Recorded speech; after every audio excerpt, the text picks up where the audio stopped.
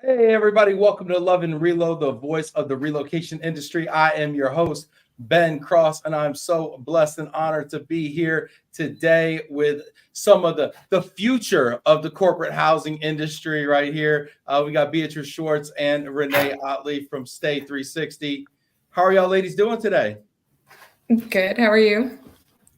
Phenomenal. Thank you so much. It's great having you. It's really wonderful having y'all. And I always love to talk to younger people in this industry. I mean, I like to think of myself as a younger person in this industry. I'm 41 now, so I don't know if I am or not anymore. Unfortunately, I'm mourning my youth still. It's been about a year and a half. But I love talking to people who are new-ish to the industry and kind of getting their kind of fresh perspectives on what's happening. And I think corporate housing is a really interesting vertical within our industry because there's so much disruption, change, as well as kind of regulatory factors in play. And I love to talk about it. So it's great having y'all here. Thank you. Thanks for having us. We're excited to be here. Yeah, we're gonna be talking about, the future of our industry, what we're seeing near term, what we're seeing long term. We're gonna be talking about talent, right? And getting the best and brightest and hiring and training those people. And I can't wait to hear your thoughts. In the meantime, get in the comments, y'all. If you're watching right now, hit that like button, get in the comments, ask your questions of Beatriz and Renee. Want to know what y'all think as well. I got to ask you first, where in the world are you? Beatriz, you first. So currently I'm in London. Yeah. Nice. I'm in Austin, Texas. Austin, Texas in the house. Nice. I love it. Representing. Love it. Yeah, for sure. Renee, is it 10 degrees where you are right now? Almost, Ben. Almost. How about you? I know you're further north than I am. I think we warmed up to about like 18 or something like that. I think we're at 21. Yeah. And Beatrice is like, what are y'all talking about? No, we are at, in Fahrenheit. I don't know. It was like -4 Celsius yesterday, which is like way too many negatives in Fahrenheit, I'm sure. Yeah. We got people checking in here. Let us know who you are, where you are. Get in the chat here. Adrian Grimes, hello from Dallas. What's up, Adrian? Hope you're staying warm.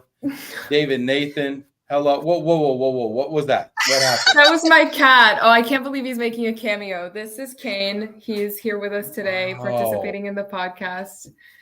It's my kitten. Kane? I'll be honest with you. I'm not a cat person. However, that is a gorgeous cat. He's stunning and he's so sweet. I mean, he's the best. And he's supporting Love and Relo here today. So we have the plug. He's a huge fan. We love the animals here and the spotting and the coat on Kane. He's perfect.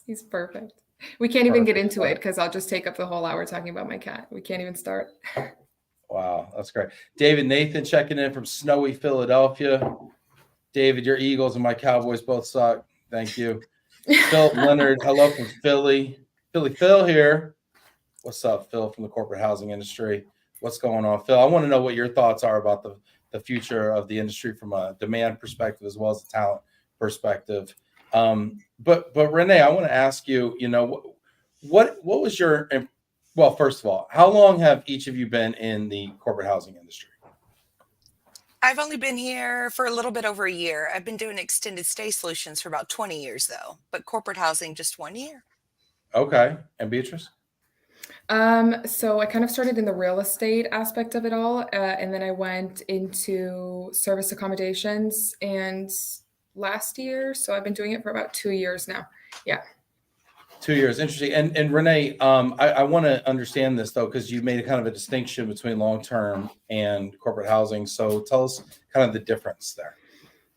Well, the majority of my career was extended stay solutions with hotel brands, and corporate housing is much more than that. It's service departments, apart hotels, condos, houses, etc. So it's just a different niche of hospitality and lodging. What made you make that change and go over to the corporate housing side? It was really my clients. I felt like when I was just representing one brand. I was limited on locations and what I could offer.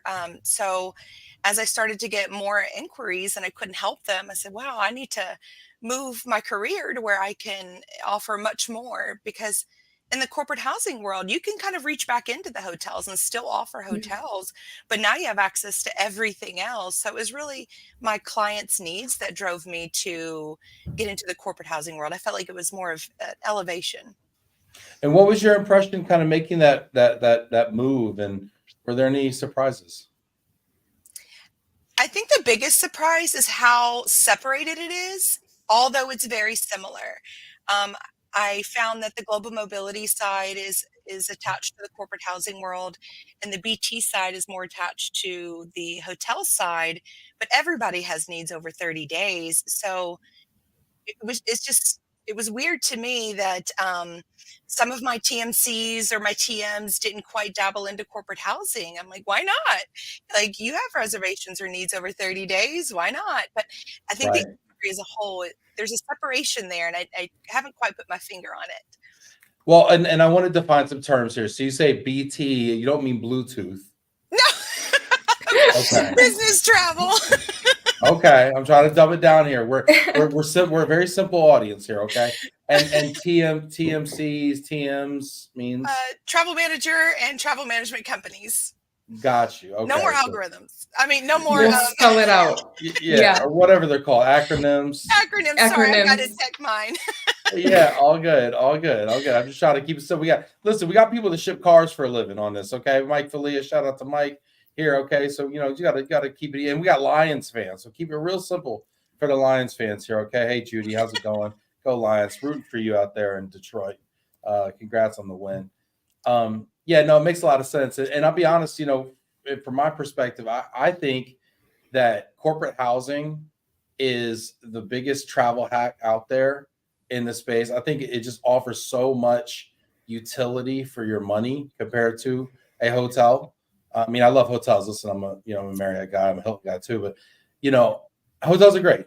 But for me, that I'm getting a little feedback here. I don't know if the show's on or something like that. I'm getting it. But I'm getting I love having the kitchen. I love having, the separate rooms. I've got kids, so if I'm traveling with them, I could put them to bed in this room and I go watch TV over here. Like it's like everything's like every corporate apartment is like the best suite in a hotel. Right. There also is like a time and a place where you want to be in a hotel versus wanting to be in like a corporate apartment or an apartment in any capacity. So to have both available, and like Renee was saying, to be able to have access to all the choices is what really makes a difference. Because sometimes you do want to stay in a hotel, like you want the maybe cleaning every day or the utilities or whatever that come in the building with a hotel. And also there's other times where you do not want to see other people, want space to yourself, for your kids, for everything. So time and a place is definitely. Well, sometimes you want that room service or whatever, but to be honest exactly. with you, now with DoorDash and Uber Eats, that's room service everywhere. You got that room service already, to be honest with you. True. And Starbucks in the lobby. I stayed in a corporate apartment last week in DC. Shout out to our friends Turnkey, but they got phenomenal properties in DC. But I had a Starbucks in the lobby of that building in DC. So I just think that it's just more and more competitive from a not utility, the amenities Exactly. Right? Yeah. So I love it. We got people checking in here. Mike Falia correcting me, basically saying he's actually knows everything about this topic. He used to work in the business travel arena for Hyatt hotels, and my wife is a 35-year-old employee of Hyatt. What's up, Mike? Every time I think I got Mike on something, he just turns it around on me. He's always Cliff Bierman checking in from Hot Atlanta. Cliff, what's the temp in Hot Atlanta? Let me know. And are y'all going to hire Belichick out there? That's the rumor. David Yakum. This is also a football show. Y'all don't know that. David Yakum checking in from Coleman. What up, David? Good to see you. Sarah K. Jordan checking in from Cotel Corporate Housing. Thank you for loving our corporate housing industry. I do love it, Sarah. Get in the comments here. Let us know what your questions are, your thoughts about kind of corporate housing, where it's going. Fred Metzler checking in from Toadsuck, Arkansas. What's up, Fred? That's a real place, y'all. Did y'all know that? Real place. Is it really? Gotta ask. It's a real place for sure. Bailey, good to see the team. What's up, Bailey? Look at you. There you go. Good to see you, Bailey. Saw you in Houston, I think. Was it last year? We gotta do that again. So yeah, another Texan. Yo, represent Texas. Texas in the house here. Where are my Texans at? But Beatriz, I want to ask you from you're in the UK. How did you kind of migrate over into the corporate housing, or do you call it something different over there? No, corporate housing is what it's called. Not like service departments or y'all got some names, y'all got some things over there. It's true, but I guess they like refer to kind of different things. Like I feel like when I think of corporate housing, I think of the whole thing of corporate housing, the whole part of the industry. When I think of service departments, it's like the individual like accommodations. Corporate housing is like more of an umbrella term for everything that involves staying in those apartments. To me, correct me if I'm wrong. Let me know in the comments. I'm learning that. They will. Oh, they'll tell you. They will be like, no, actually, I worked for wrong for 35 years, and the answer is, no, I'm just kidding. I love you guys. No, but it's true. So I think that service apartments are just individually. So I was working at my last job. I was working for a service apartment provider. So he had about 70 units in London of service accommodations. So that was service apartments. And then now in the tech and doing corporate housing has to do with all the rules that are involved in it, compliance, duty of care, all the extra bits. Corporate housing. So the service departments though over in the UK, because I know they're fond of this term. So those are often like commonly let out to the general public. Yeah. Okay. I mean, I guess it depends. They can be. Yeah. It depends on your business structure as well. Beatriz is correct. Good. Thanks, Philip.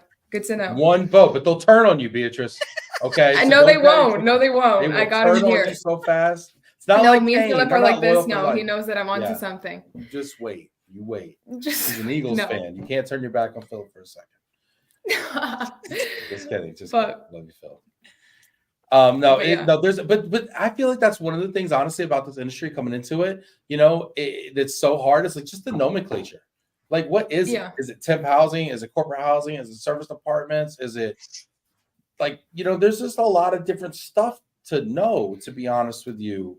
But I feel like that's part of like the new wave that Renee and I are specifically trying to get on, is like, it sounds far more complicated and more complex than it is. And I feel like that's a lot of the reason why more people don't join the industry, is just because of this like lack of knowledge. And personally, I think that the industry is as a whole a little bit closed off to new opportunities and to new people. How so? Tell me about it.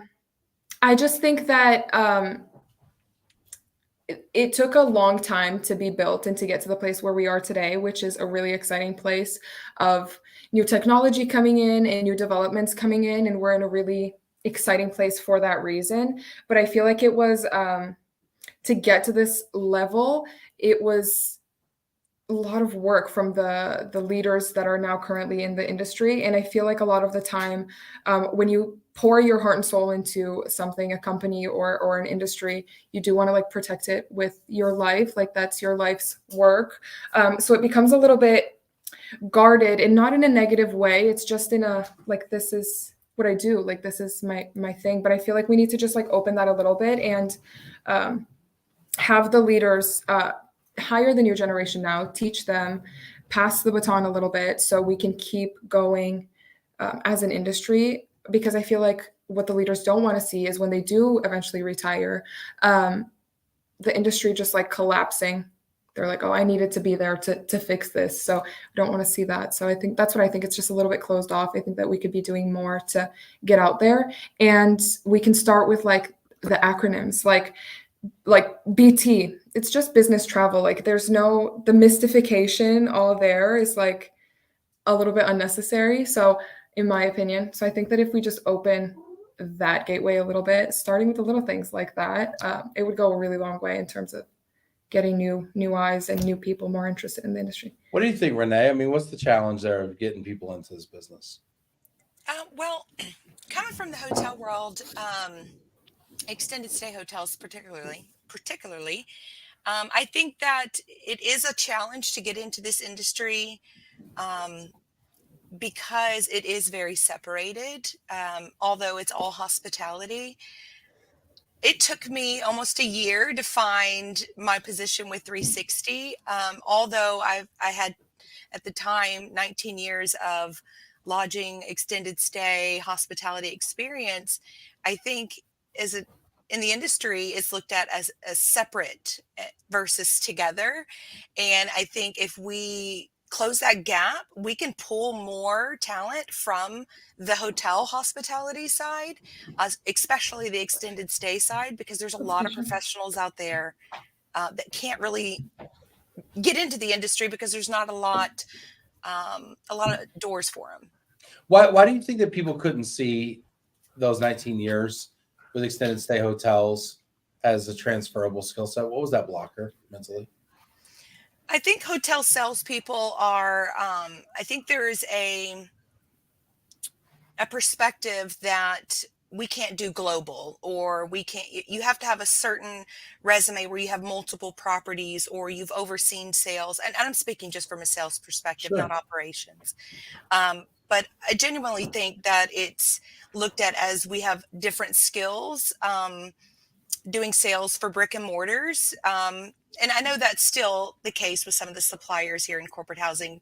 But for me in my career goal, I wanted to get in corporate housing that had an umbrella over all of them. Like I said, I was trying to kind of open up some options for my clients. I didn't want to be with just one brand. Yeah. Well, and having that client base that's looking for more than one option. I mean, a client base, a book of business is a highly transferable skill set in and of itself. Those relationships that are buying something in this category, even if it's like, maybe it's oranges, not apples, but it's still produce. And if that, I think that is a very compelling argument if you're a talent out there right now, because I know there's a lot of people that watch the show and who are on LinkedIn, who are between jobs right now, or looking for opportunities. And they're like, how come people, won't consider me, or how come they won't call me back? And we deal with hiring managers all the time. Just go off on kind of a tangent right now. We deal with hiring managers all the time on our recruitment side of the business. And I just literally had this conversation with the owner of a company today.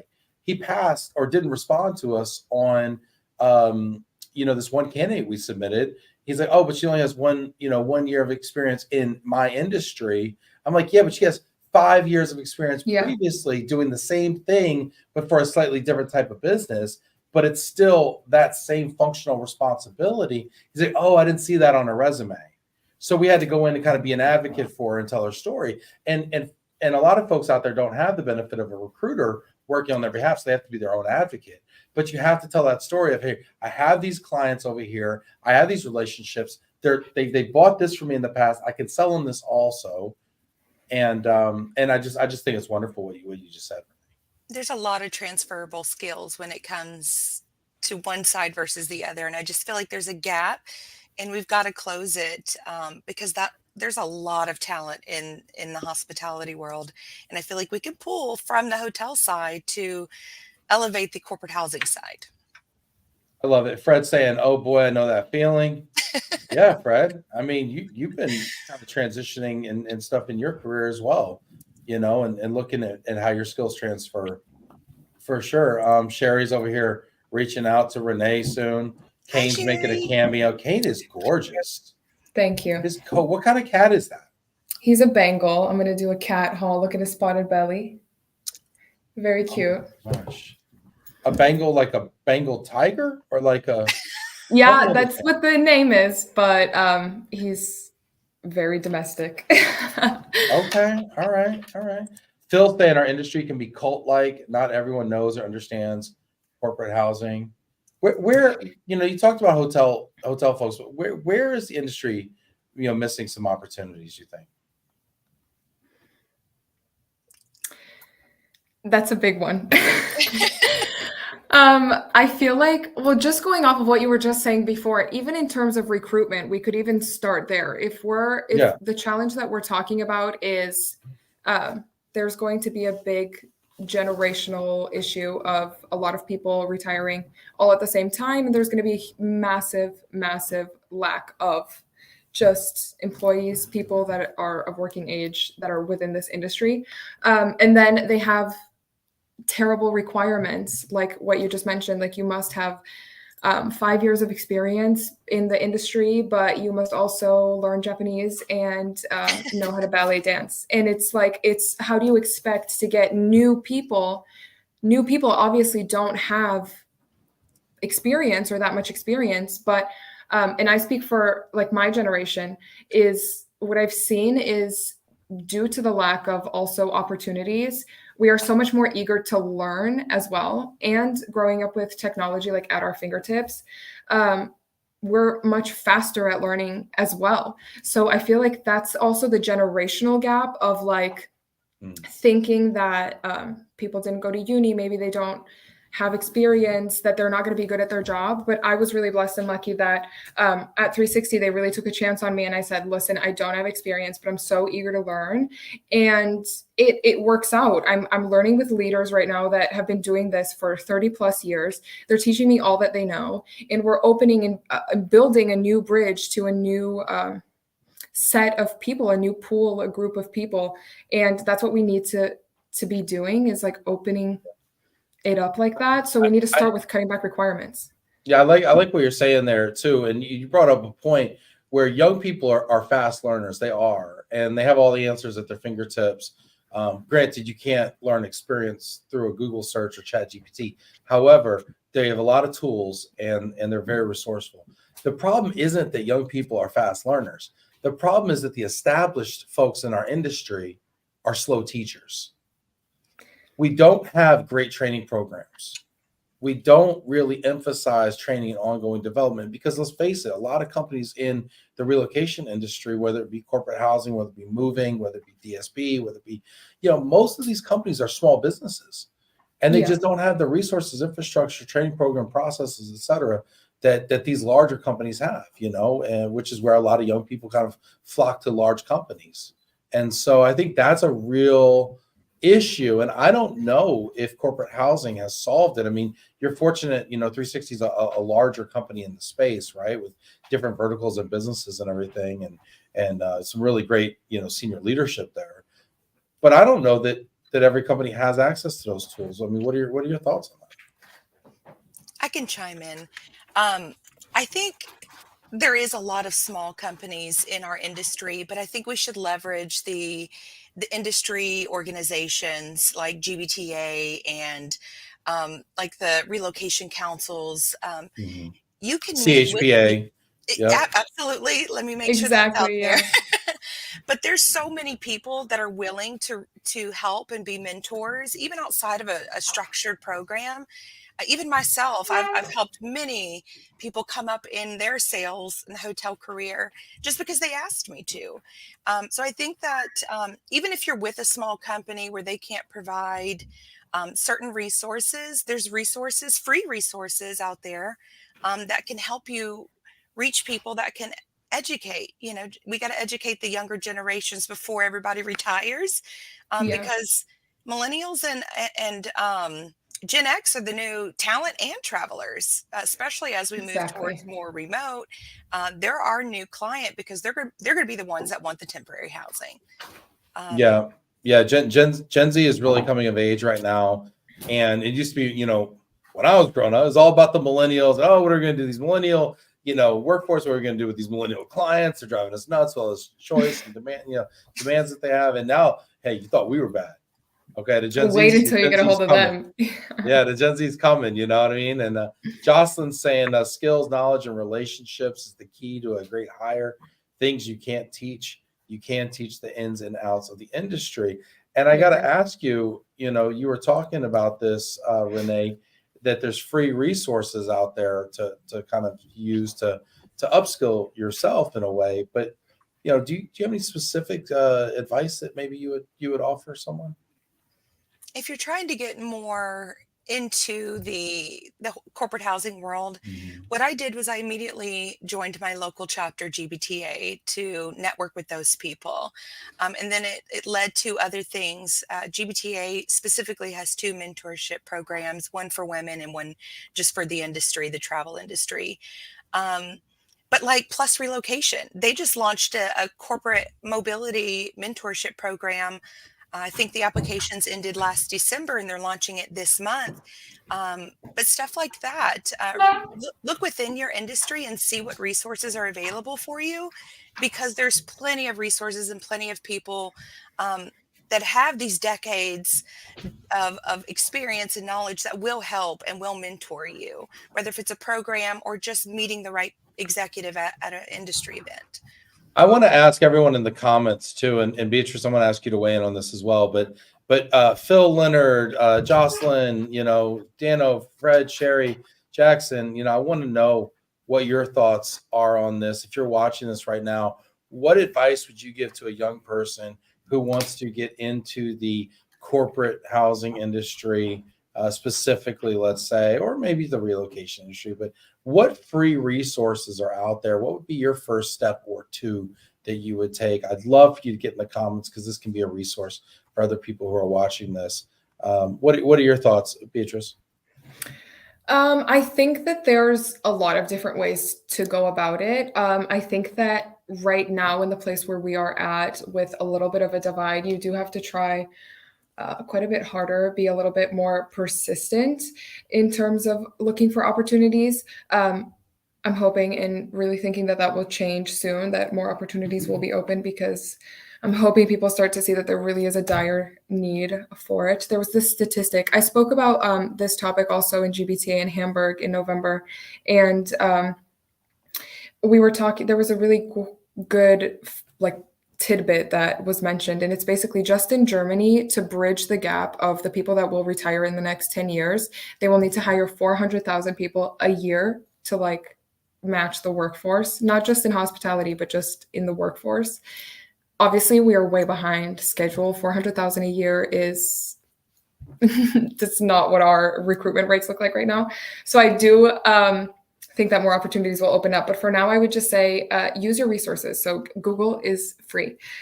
Search opportunities near you. Search for chapters like GBTA. WIN-IT is the women's mentorship program. Ladders is just the mentorship program. ITM has events that you can sign up, whether you're part of the industry or you can pay to go, even if you're not part of the industry. It's a great way if you're trying to get into it and break that barrier.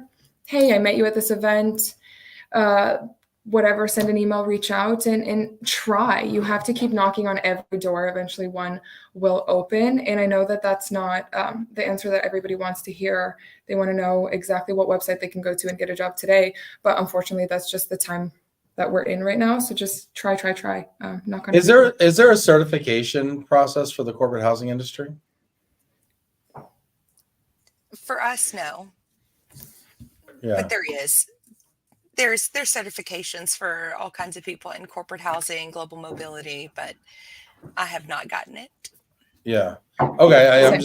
I'm curious, because I went through the certified relocation professional training certification test and whatnot that Worldwide ERC had, and they also have the GMS as well. But I just didn't know if we thought that was viable as well. We got some great comments coming in. Let's hear what our comments are here.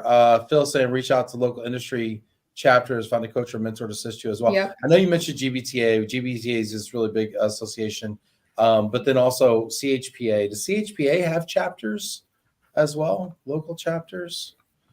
Asking people in the comments as well. I know they have meetups. They had a meetup here in the ballpark in Dallas. But I'd love to know what you think there. And then as well, I know there's obviously regional relocation councils as well. They're excellent for networking. Love those. But again, that's like networking. It's not necessarily like learning specific. Yeah, like specific. But I feel like that's how people are getting into the industry. Like, I can only speak for myself, but I was just meeting people and one thing leads to another and one conversation leads to another. And that's very much how this industry is set up currently. It is a relationship industry. So that's why I think the networking events are so much more worth it. Of course, I think that any LinkedIn Learning is incredible as well, because if you do want to go in prepared, there's so many things that you can do. Even Google has Google courses that you can do for free.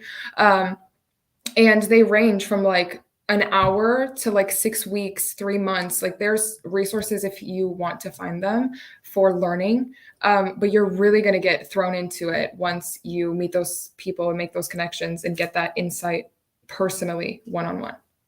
Yeah, I love networking. I mean, I don't want to undersell that at all. If anybody has links, by the way, to any of these local chapters that they want to promote, CHPA, GBTA, I think somebody said North Texas relocation, anything, throw the links in there as well. This can be a repository of information for other people wanting to check out how to learn. I totally agree with you, Beatriz. Honestly, like networking for me was everything. But I was already in the business as well. So I was in the right room and I had access to people that had done what I wanted to do. And I would literally go to them and say, listen, you look like what I want to be doing in 10 years. Yeah. How'd you get there? How did you get there? And how am I doing, by the way? Yeah. Give me feedback, critique me is fine. Like, let me know, what do you think I need to do next? I remember one time I was at a relocation client event in like the Cape Cod area. And I sat next to the head of supply chain at the big dinner or whatever. And we were having like lobster or whatever. And I was like, what do you think my next move in my career should be? He's like, odd question, but yeah. Like you tell me. we're having drinks, so let's play. All right. So, and he like told me, I think you should go work as a high level salesperson for one of the major van lines to get out of the niche stuff. And I was like, really? And sure enough, I mean, I ended up doing that like 5 years later. I ended up doing that, and it turned out to be a really good stepping stone for me. So, just an idea. Let's see. Jocelyn saying you networked at our Aboda Reside party years ago, Ben. Multiple careers ago. Jocelyn, you made it sound like I'm a job hopper. Multiple careers. Does that make me sound old, irresponsible, all the above, like a freeloader at a cocktail party? Multiple careers ago was really what I good. read was that Ben is rememberable. Everybody remembers Ben. That's what I read. Definitely. Mute Jocelyn. No, I'm just kidding. Candace Chester here from Cole, Texas. What's up? Fred, great info. What's up, Freddie? Find resource can help me retain. Fred said, if you can find resources to help me retrain and enter a new position in this industry, I am all in. Fred drives trucks over the road for the household goods industry. Probably the most outspoken person in the household goods industry, the voice of the moving industry, I would say. And Fred's been like, get me the heck out of here for years. Fred's like, I've been to the mountaintop and it is cold and windy up there. Get me somewhere else. We've got some other good stuff here. Jocelyn saying follow thought leaders on LinkedIn. Yeah. Cross-departmental projects at your org to get exposure, LinkedIn Learning, CHPA, GBTA, podcast. BTN. What's BTN? Business Travel Network. They also have some good stuff going on. Yes, they do. And other travel publications. You know which one I like, Beatriz, from your side of the pond? Shout out to my guy, Richard Majewski. I like that guy. Honestly, people thought, Richard's kind of nutty. He is 100%. But that's like the charm of Richard. I love him. I love he puts himself out there. He does these Saba things all the time. Saba networking all the time. They've been free for me to attend. I don't know if they're always free or not, but I love the way he brings them together, breaks them apart, does them in person. Agreed. I love that guy. He tunes into our show. He participates. I'm a huge fan, y'all, of you get out what you put in. So if you want something, you got to show up. You got to show up to the show. Like you put something in the comments. You know how many people have networked in the comments of this show right here? I had a call from a guy this morning because I posted a video of me and my son doing a job of the day, whatever, this morning. This guy calls me from New Jersey. Shout out to Steve Simpson. Steve Simpson from Victory Van Lines called me this morning just to say, man, I love the video. I love what you're doing. Thank you so much. Whatever. Just checking in with you, buddy. It's been a year or two. He started, commenting on this show. He met my other friend, Hosea Botley. Shout out to him. Through the show, they started doing business together. They're now a client of one another. Steve's like, let me take you to a football game. Like, real relationships can be made. You don't actually even have to be a guest on the show to get value from being in the comments. Definitely. So I highly recommend people show up online and in person. Absolutely. Agreed. Yeah, I think this industry is very much relationship based. It's really about who you know. And I think networking and just really getting into the right circles and asking people for advice and help is probably my best advice. That's what helped me. Bailey said hustle and patience, and that's exactly it. You have to try really hard and be so patient. That's why I love Bailey. She gets That's it. why I love it. See, she does get it. Yeah, I think so. And putting yourself out there is important. And Bailey, I do. Cliff knows. I mean, you got to be a little crazy. You got to be like, if you want extraordinary results, you can't just be ordinary. Agreed. True. You know, the inputs equal the outputs here. Phil's also saying our industry is very top heavy with talent. We need to teach and educate the new generations. Exactly. That's why we're Yeah, here. that's it. Yeah, that's the point. Like, we can all go home now. The point has been made. But that's like but that's the main idea that's so hard to grasp for the leaders, because, and like I said, I stand firmly by my position that it's not at all from a negative place. It's from actually like the opposite, a place of like, I want to protect and love and care for something that I've spent so much time on. But just if people could take away from this, that's exactly what we're trying to do. It's for the love of the industry and not to like take something away from somebody else, then I got my point across. So agree, Philip, but we're working really hard to move the ball to the other direction. All right, so we've solved the talent shortage. What are you seeing? What are you seeing like from a future standpoint? I mean, y'all work for a company that's somewhat disruptive, right? And is tech leaning, if I'm correct in saying that. Yeah. Where is this industry heading? I think it's growing. I think that the more millennials and Gen X are traveling, they're becoming the travelers, and they're the ones that want to work remote. And, remote workers want temporary housing.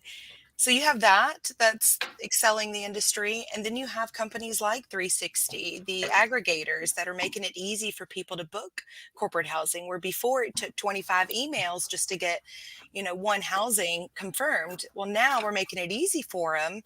And, millennials and Gen X, they love technology. So they're jumping on that versus having to send 20 emails to get something confirmed.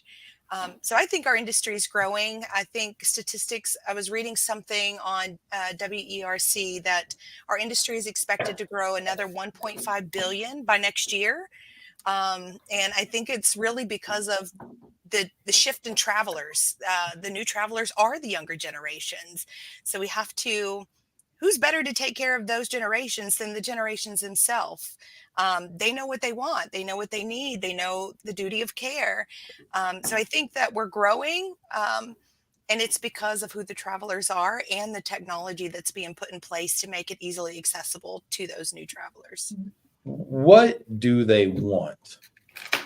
Easy, convenience. When it comes to cleanliness and comfort, that's top of the line, especially since we won't talk about it, that time.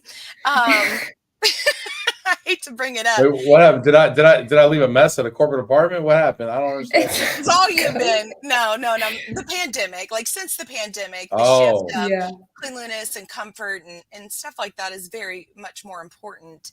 But I really think that the younger generations really want the ease of it, the convenience of finding things outside of just a hotel. Travelers are just now starting to figure out that they can get a login and book not just hotels, but they can book apartments, hotels, condos, houses, and etc. And if they have fingertip access to get that done within 5 minutes, it's going to continue to grow because that's what they want. They want it easy. Yeah. When you say ease, like give me like ease of booking. I mean, I would agree with that. I mean, are there other areas where you see ease being engineered into the process? Yeah, I mean, expense management's one of them. Reporting data, duty of care. There's a lot of AI integrations that we've put in place to show.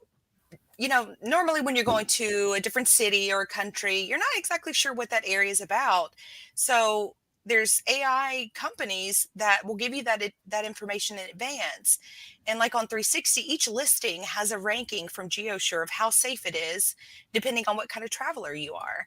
And that's a proactive step to duty of care. You don't have to go to all these different websites and Google and search the area before you book. You're literally right there in the booking process, and you say, yep, safe area. Okay, go ahead and book it. So I want to understand this. So this will give you a safety rating based on It's what so kind of cool. traveler you are. whether So if you're like, a woman, so if it's safer for a woman versus a male, for It's instance, basically like it shows, or okay, vice so we versa? have, if imagine like you're booking on a normal platform that you would book anything else on. So the options populate and you have like a composite score that shows up at the very top of like 85, whatever is the score. And then when you click on the listing and you scroll down, it's separated by theft, nighttime, and then they rank those individually out of 100. Political freedoms, LGBTQ rights, women, safety, women's safety. So it's so much information and an overall composite score that you can just scroll and see specifically. And right below that, there's just a simple integration to Google Maps. So you can drop the little yellow man right on the road and see exactly where you're staying, plan where you're going to have your little coffee the next morning and everything. So it's all these steps for convenience and for the travelers and for the clients to feel safe when booking and making the most appropriate choice for their needs. Do you find that people are actually willing to like use these applications, like and download additional apps and things like that, or do they want to stay on the general internet, so to speak? They're not using additional apps, so it's right on the platform. So it's all on the same page. That's the point of convenience. So as you scroll through the photos, the next thing you'll see is the score. If you want to see it, you can look into it. If you don't want to see it, you keep scrolling through the Google Maps. So it's very much up to you in what you're looking for and what your needs are. When you say like on the platform, you mean this is a website? Yeah, on our booking website, yeah. Yeah. So once you book something, then you can do all these things within the web page. But you need to log into it and all that stuff, right? You can search up the platform now. If you go on Stay3Sixty, you can search for apartments, but obviously we work with corporate housing, and so we do have preferred rates for corporate clients, and that all comes with a login and an account set up. And the difference between 360 and some of the other agencies out there is that there's a lot of business rules that are implemented in the onboarding process. So everything that shows up in the search for the people with logins is entirely compliant. So doesn't go over spend caps. If there's any location specifics that they need, you can add those on there. Loads of any business rules that you have really can be inserted into the back of house before you're even on there. So for the travelers or for the bookers, it's as simple as logging in. You know that everything that shows up for you, you can book, and everything that shows up for you, you can click on and get so much more information about. Is there a gap between, and maybe I'm just a curmudgeon, maybe I'm just an old man these days, but is there a gap between what the kids these days say they want and what they actually need? Do you see that at all? Don't personally think so. I might be biased because and let me tell you a little bit more where I'm coming from this, right? Like the data shows that if we ask our relocating populations if they would like a lump sum or if they would like a fully managed relocation program, most of them will take the cash. Yeah. But then when you look at the effectiveness of the relocation afterwards, it's debatable whether that was the correct choice or not. Right. So I'm just wondering if there's things like consumer choice and demand that's being driven by what people think they need or what they think would be cool versus what's actually going to be the best experience long term. Like if I ask my children, right, like what they want for dinner, they're going to tell me ice cream. Right. And then I give them ice cream and then I'm up all night because they're vomiting because that didn't sit well with them.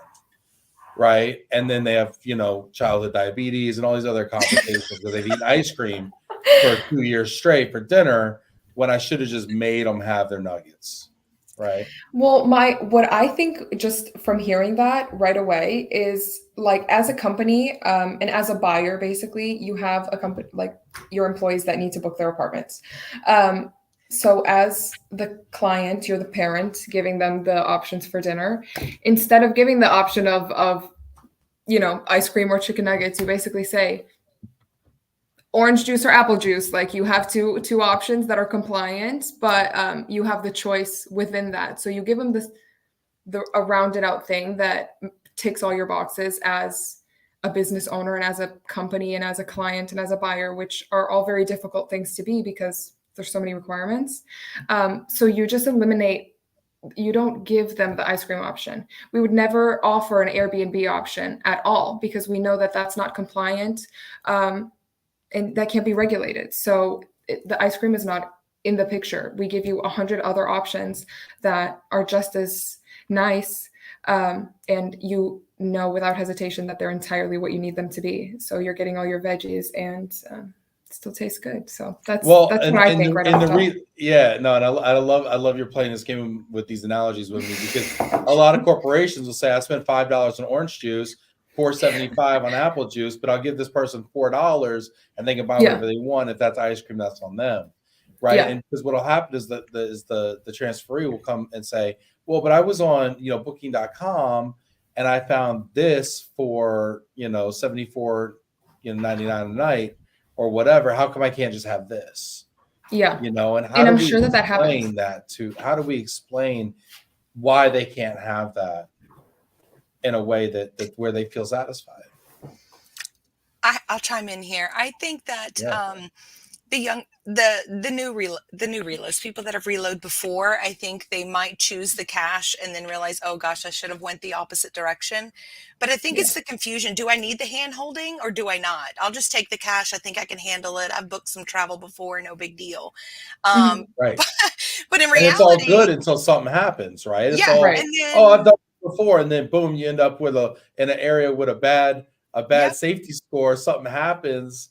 And you're like, oh, I guess I can't do that. And everybody thinks it will never happen to them. And that's exactly when it happens to you. Yes. And I think that people in the travel industry, people that manage programs, they're there to help the relocation employees not have those bad experiences. So let them do their job. Stay in the program. Stay compliant. Yeah. Don't go rogue. Don't use vacation rentals unless they ask you to. But I think there's a lot of gap between what I think I can do versus the reality of it, because relocation is hard. I've done it, and I've done it both ways. And I'm in the industry, and I still did not do it right. I had moving trucks in one city, one moving truck in another city.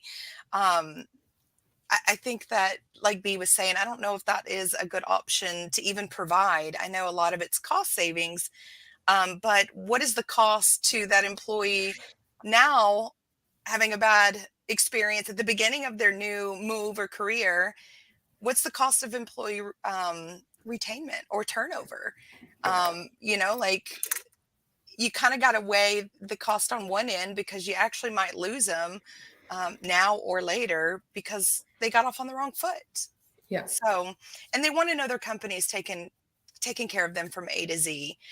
So to give them an option to where you're not taking care of them from A to Z, here, just take the cash. I don't think personally that that's the best choice, but I understand why it's out there. Yeah. And the irony in that situation, again, not to be like a negative Nancy here, but the irony in that situation is we hang our hat as an industry on duty of care. Right. But when you hand the cash to the employee, they actually kind of circumvent the whole duty of care responsibility because the employee makes their own decisions. So while the organization, the business has to live with the productivity of that employee and how it may be impacted at destination if they make the wrong decision, what's in between them showing up to work, it's very debatable whether or not they have any culpability or responsibility in there if they've just given them a cash distribution. So it's a real challenge, So we have to compete. I mean, we find ourselves whether we like it or not. So I think it was you that said, Google's free, right? And we laugh, right? Because we all say that, It's like just Google it. Google's free. but we find ourselves competing against Google, don't we? Yeah. I don't think so, but go ahead, say why you think so. Well, I think anybody that just types in corporate housing on Google, we're not going to be the first ones. I guess it depends on our SEO, but I don't think we'll be the first one. So Google essentially is going to put you in the list with all of your competitors. Is that what you were implying, Ben? I think it is. I think it's because I know y'all have like probably lightning fast, you're gonna return calls and emails like super quick and very super responsive and all that stuff. I mean, I'm confident. I know you will, right? But like in that meantime, like they've already Googled the area and like what's around. They already hit, and Google's feeding them hotels in the area, Airbnb, what it's feeding them all sorts of stuff. And so the expectation is set before we even get a chance to go in there and frame it. So it just makes us have to compete that much harder and offer that much of a greater option. I think. I do think corporate apartments are tremendous and way better than a hotel. And like 4 times out of 5, I would prefer to stay in a corporate apartment. But I just think it's a complication. I mean, because everybody's Googling everything. We'll be in the middle of a conversation. This morning, I was in the middle of a conversation with my colleague, right? And she's like, oh, London's so big. And I was like, well, New York's pretty big too, if you count Brooklyn and Queens. And like halfway through the conversation, we're already Googling. Yeah, it's true. Right? And London is twice as large by area as New York City, but only 10% larger by population. Like these are things I know now because Google's free. So. See, that's true, but I feel like in a corporate housing perspective, I may just be like an optimist about this particular situation, but I feel like it's a team effort, right? So when a traveler needs to book on behalf of their own company, you need the approval of the traveler who's obviously staying in that apartment, the company who's obviously paying for that and is responsible for any liabilities that occur, and whoever you're collaborating with to find those apartments. So if Google is free and so convenient, you wouldn't probably have a preference between booking.com or Expedia. It would be whatever one popped up first on Google. You would click on that one because they're so similar and that they kind of, do the same things. So what if instead of just going straight to Google, you already provided them with a link that's pretty much the same thing, but already compliant. So instead of going, here, I found this on Airbnb, you say, hey, are you ready to book your apartment? You can look on here and find any option that suits you and, we'll review and accept. So if you just take away the option of, they obviously will always Google and look for themselves. But if you give them an option that's also just as good and in their email, it's so much more convenient as well. Like, hey, plug this link, search it in, find one that you like. It's already compliant. We already know that. So I don't know. I think we don't compete with Google as much as in corporate housing as much as it sounds. Yeah, I appreciate you letting me go down this rabbit hole here. Cliff, the nutty beerman, says so many potential fake reviews and scams going straight to Google. It's a great one. You know what's funny is so many RMCs, relocation management companies, they base who they used on the Google reviews. And so it could get really kind of wonky sometimes. They're like, no, we can't use that one because it's under 4 stars. And I'm like, gosh, how many fake reviews are under here? Or how many of them got upset about something that had nothing to do with the actual corporate housing supplier? It was more of the building or, something like that. So I agree, Cliff. Yeah. There's a lot of things in Google that you really can't take into account when making your decision.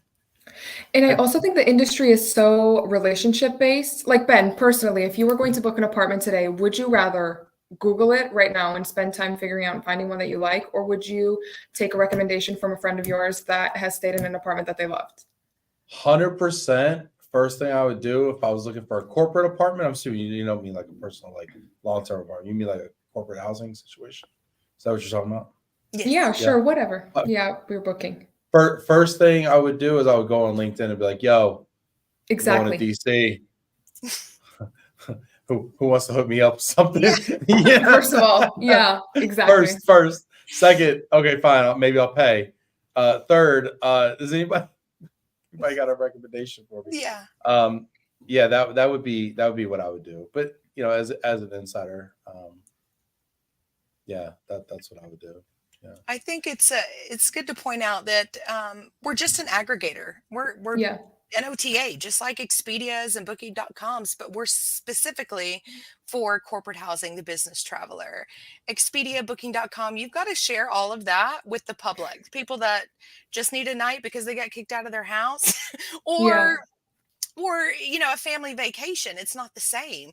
When you have a Mhm. specific aggregator that is specific to what you do, which is a corporate traveler, why not go there first versus the Expedias and Booking.com OTAs? I 100%. I mean, I'm an expert in the moving industry, and my sister-in-law told me, "Oh, I've got these two quotes from these two moving companies. Which one would you recommend?" I'm like, "Why didn't you ask me before you even came Right. up with a consideration set? Yeah. I would have told you these are both scams. Like, why would you even?" Anyway, yeah, Phil Leonard, thank you. I'll hook you up. And hey, if you want to hook me up with a corporate apartment, put it in the comments. I will make a wait, list what of about all. us? Yeah, Hey, come on. if you want to give me a free apartment somewhere, put it in the comments, and I will take you up on it for sure. Let's see here. Farrell Elliott saying, does 360 do both furnished and unfurnished? Yes, Yeah. anything you Sweet. need. Do you do unfurnished? Would that be long term or short term? Anything over 30 days. It just really depends Okay. on the client's needs, the volume, location, the supplier. Keep in mind, Yeah. we're an aggregator, so we don't have our core inventory. So we reach out to the suppliers of the industry to help us with that. And the majority of them do. They do unfurnished and furnished. So All right, we got some more questions coming up here. Get in the comments. We've got a few minutes left for questions. If you want to throw an underrated, overrated at these ladies, go for it, and we'll ask it. Let's see here.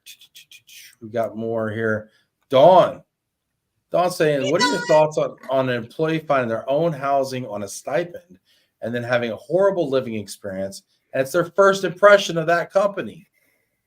she's insinuating interns, I'm assuming, because that's the majority of the ones Or new hires, perhaps, you know, or just reloads. Yeah.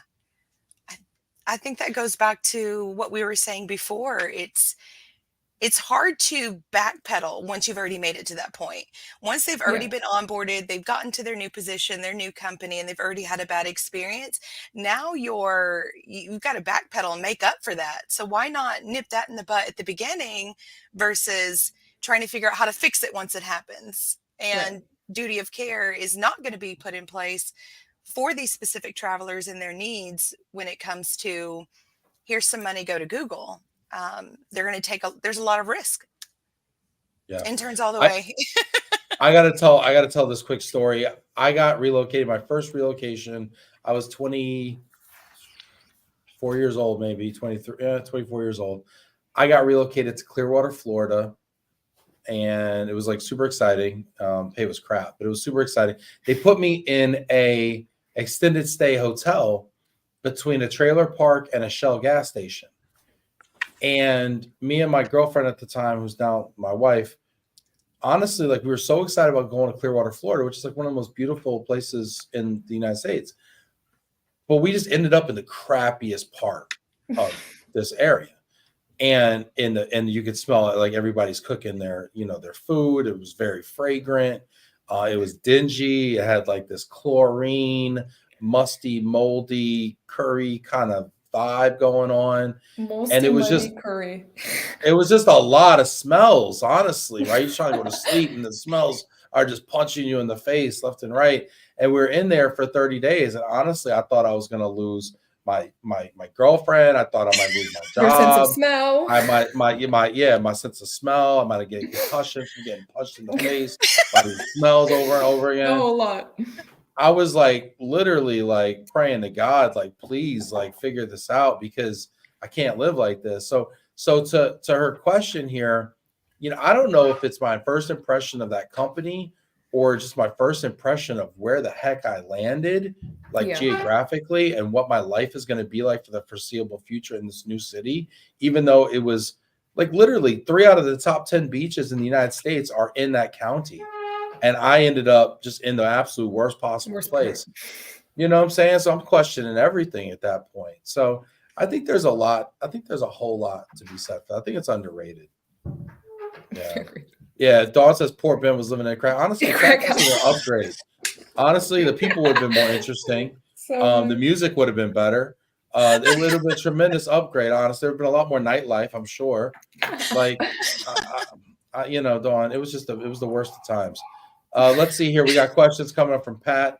What is your company's cancellation policy for corporate housing reservations? So since we're the aggregator, it is dependent on supplier. And since we are global also, it does vary by country. So most of what you see in the UK is like a 14 to 30-day cancellation policy. But yeah, varies by supplier, by location, but everything is stated very clearly on the platform. So it's property by property basis here. Question for you. You kind of keep talking about your business model as an aggregator. What's the benefit of an aggregator versus, say, booking directly with properties or corporate housing providers? I would just say, firstly, right off the bat, is how long of a relationship our team has had with the suppliers before 360 even came to life. So Reside, the company that is, so 360 is a sub company of Reside, has been working in the industry for 30 plus years. So that's a lot. Since we've said so many times, this is a relationship industry. So it's a lot of life lived, a lot of relationships, a lot of business made. So that's the number one point that I would say. We have a little everything box, I like to say. You can put any comments on there, any requests, and they'll usually accommodate. So yeah, just that relationship we already have for you when you're booking. Anything you want to say to that? Yeah. I just think that an aggregator versus going direct, again, provides convenience. It provides less stress to everybody in the picture, and it saves a lot of time. Everybody says time is money. Well, let's get it back and let's book an apartment in 10 minutes versus 3 days because we're going back and forth on emails. So I think that's the difference. Sometimes, don't get me wrong, you're going to have to pull that off of the aggregator. You're going to have to pull it off online, have sidebar conversations, niche situations. But for the most part, the aggregator is there to use AI and learning algorithms to provide you with what you need within minutes, not days of going back and forth on an email. So that's the difference.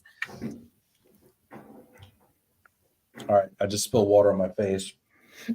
Drowned a little bit to finish off. Waterboarding myself. Best interviews. So, all right, I have a question here. We got a burning question. We're switching it up here. Burning question for both of you. If you could have a corporate apartment or corporate housing solution, I won't say apartment, corporate housing for 30 days in any city in the world, where would you choose? Oof. You're asking me to make a decision, and that's already very difficult for me. So Renee, you have to go first. Renee, give me just some time here. I don't know if we have any in Belize, but I really want to go to Belize. I don't know if we have any like cave corporate housing, that would be cool. That would be cool. Is that duty of care compliant? There's like ways you can definitely not compliant. Oh, here we go. Duty of care goes right out the cave door. I want a cave in Belize. Oh, Renee, you are like our nightmare customer. I want to go in a cave in Belize. Is it walkable? I want to go to a castle in Scotland. Can you help me out? Yeah, please. But where would you go, Ben? All right. Well, I've been to the castle in Scotland. I'll be honest with you, overrated. Okay. Is it? Because there's no heat. These things do not have central air conditioning, central heat. Okay. Beatriz already knows that, in the U.S. we're spoiled rotten with our air con, as they like to say, absolutely. Right? So we cannot go anywhere without central air conditioning. Okay. So first of all, where would I go? I don't know. I'm not well traveled enough, y'all. That's why I put you on. I'm the host, y'all the guest. This is the way it goes. Okay. I ask you the hard question. All right. All right. I don't know. Since I can't answer your question, I'm going to give you another overrated, since we're talking about cities. Have you been to Paris? No. Let's talk about it. Why? Why is it so hyped up in America? And I grew up in the States my whole childhood, my whole life. And I was like, Paris is a dream. I'm going to go and I'm going to live like a princess. Like Versailles is going to be my humble Be- abode for the week. Beatriz in Paris. Yes. Yeah, I was like, yep, exactly. I get there and it was stinky. It was gross. It looks like New York, smelt like New York, which is not a compliment by any standard of the imagination. And I was like, cool, let's just like go to the Eiffel Tower. And we get to the Eiffel Tower and that's just it. It's like a piece of metal in the sky and like you're done. Like Okay. over. I was so less, sad. less. Where'd you grow up in the States, Beatrice? Oof. Florida, then Michigan, then California. Oh, I've lived in Florida and Michigan. Okay. All right. So where in Florida? Boca. Okay. Where in Michigan? Grand Rapids. Okay, West Side. Okay, got you. So I was in Detroit and I was in Tampa. So I was. It's funny. I was East Side of Michigan and Opposite, yeah. and West Side of Florida. But I had the same impression about Statue of Liberty. You get there, Yes. and you're like, okay, That's it. Like That's it. what? I hate these hyped up places because I get so excited to go and then I get there and I'm like sure you can appreciate it for what it is, but it's like where's the allure of like the luxury of Paris or like the Statue of Liberty?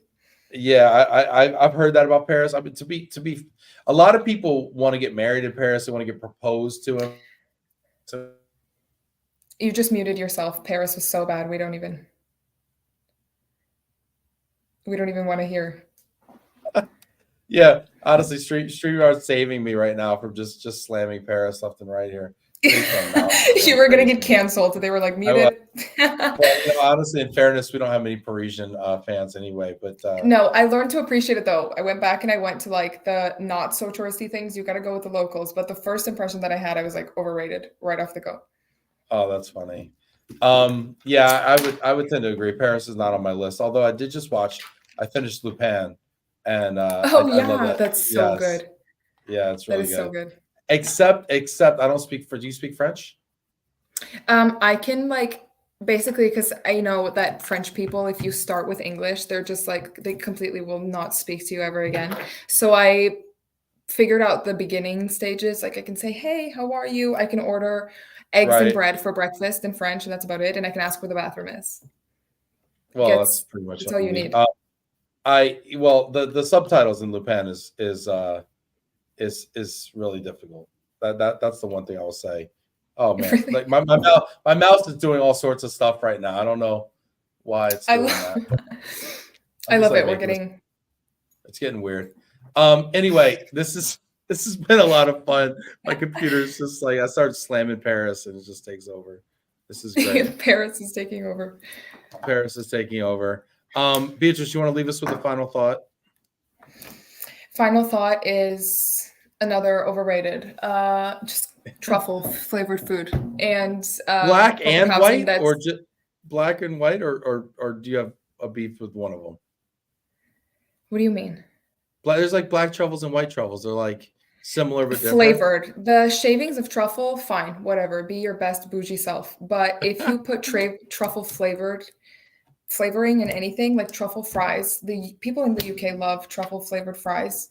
Yeah. Disgusting. Smells like feet. Gross. But in terms of corporate housing, hire young people and book compliant stays with me. That's my final I love it. Yeah. Not drop me a even, message. I love it. Plug. Awesome. This is great. I can't even see you anymore right now. I'm trying to figure out this. What's going on with you? Paris is really vengeful. The Parisians hacked me here. Completely. I don't know what happened. It's really crazy here. Anyway, hey, thanks everybody for being here. Appreciate you hanging in there with us. We went a little over today. Beatriz, it was awesome having you here. We lost for having us. Renee. Yeah, we lost. But she was really happy to be here. She's backstage. I can't even bring her back forward because my mouse did things. I'm sorry. I'm backstage, she says. Honestly, you get what you pay for with these things, people. Okay, get the premium version. Okay, you don't want this to happen anymore. No, but thanks for being here. We got great shows this week. Tune in tomorrow, same time, and we will see you then. Thanks, everybody. Thank you.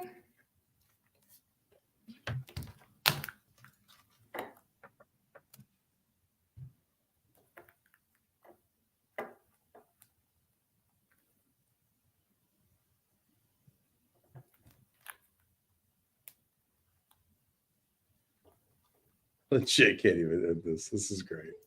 I love that. What's going on? I don't know. Your I don't mouse? know. Yeah, my mouse is like not happening. Not happening at all. All right, now it's back. I had to put it in timeout. That's okay. Now it's back. Hold on here.